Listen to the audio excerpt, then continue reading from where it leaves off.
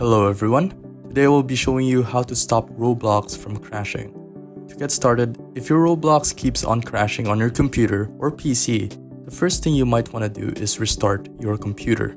To do that, you just need to go to your Windows Start button at the bottom left of your screen right here. Just click the power button and just click Restart. Your computer would then reboot, and after rebooting, try opening Roblox again. If Roblox is still crashing, you can then try deleting Roblox cache on your computer. So in order for you to do that, we have to go back to our Windows Start button again, but this time, right-click it and select Run.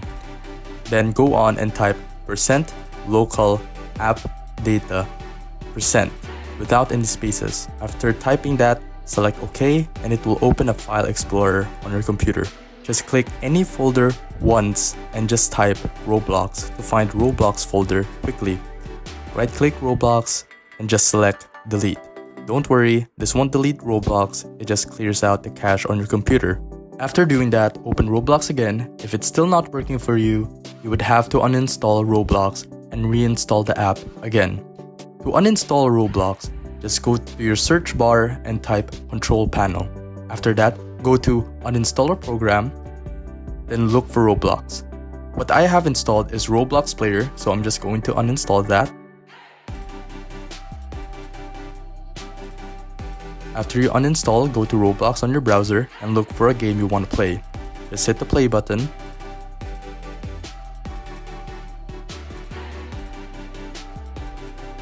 And then it will ask you to download and install Roblox, so just click that. It will start downloading Roblox on your computer, and then click the installer so that it will begin installing.